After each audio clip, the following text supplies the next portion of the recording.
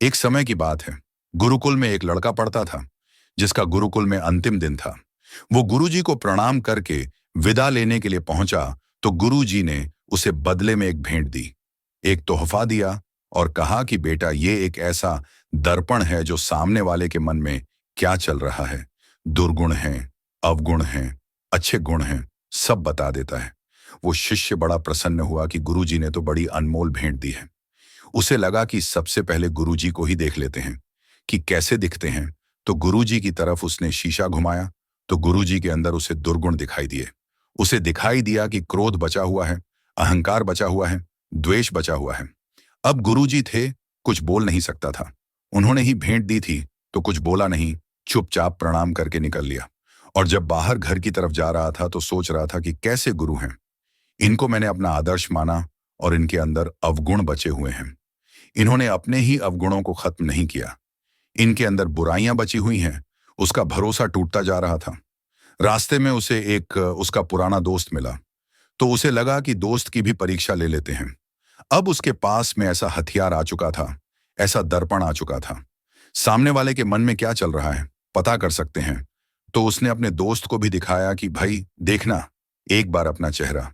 और उसके मन के भाव पढ़ लिए कि उसके अंदर भी बहुत सारी बुराइयां हैं, अवगुण हैं, काम, क्रोध, लोभ, मोह बचा हुआ है। उसका भरोसा टूट गया दोस्त पर से भी। आगे बढ़ा तो उसे एक रिश्तेदार दिखाई दिया। उसे लगा कि चलो इनका भी हाल जान लेते हैं। तो उनको भी दिखाया कि बड़ा कमाल का मैं लाया हूं दर्पण। और उन्होंने अपना चेहरा देखा तो शिष्य ने उनके मन के भाव पढ़ लिए कि रिश्तेदार में भी कमी है। उसका भरोसा धीरे धीरे संसार पर से उठने लगा कि गुरुजी में कमी है, दोस्त में कमी है, रिश्तेदार में कमी है।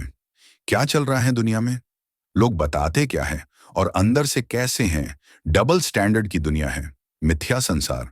बहुत गुस्सा कर रहा था, अंदर ही अंदर अब अपने घर की गली की तरफ आ चुका था।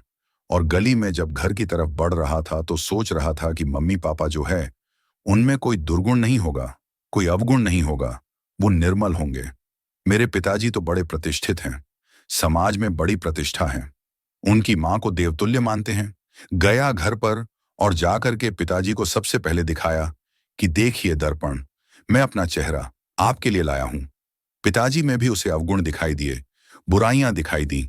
उसका तो भरोसा ही टूट गया। माताजी को दिखाया तो उनमें भी कमियां दिखाई दी। उसे लगा कि बिना देरी के वापस गुरुकुल जाते हैं और ये गुरुजी को वापस सौंपते और उनसे पूछते हैं कि चल क्या रहा है दुनिया में, कितनी डबल स्टैंडर्ड की दुनिया हो गई है। सीधा गुरुकुल में जाकर गुरुजी को प्रणाम किया और कहा, ये दर्पण आपने क्या दे दिया?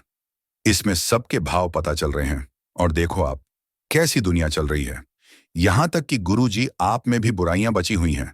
आपने अपनी बुराइयों पर काम नहीं किया, आप भी निर्मल नहीं हुए। गुरुजी जोर जोर से हंसने लगे और कहने लगे, एक सेकंड के लिए रुकना। उन्होंने उस दर्पण को जो था उस शिष्य की तरफ घुमा दिया और कहा, अपना चेहरा देखो। फिर बताया उसे कि देखो, कितने सारे अवगुण तुम्हारे अंदर हैं। उसका पूरा मन मैला था, कहीं पर भी निर्मलता नहीं थी। सारे अवगुण, काम, क्रोध, लोभ, मोह भरा हुआ है।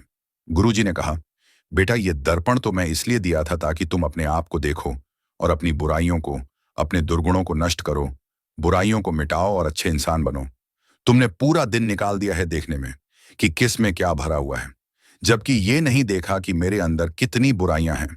इस दुनिया में सब यही तो कर रहे हैं, दूसरे के अवगुण देख रहे हैं, दूसरे की बुराइयों पर डिस्कस कर रहे हैं, टाइम वेस्ट कर रहे हैं, बजाय कि अपने जो अवगुण हैं, जो अपनी बुराइयां हैं, उनको नष्ट करने में हमें सबसे पहले अपने अंदर की कमियों को खत्म करना है। सब ऐसा करने लग गए तो दुनिया अपने आप निर्मल बन जाएगी। ऐसी और वीडियोस देखने के लिए लाइक और चैनल को सब्सक्राइब जरूर करें।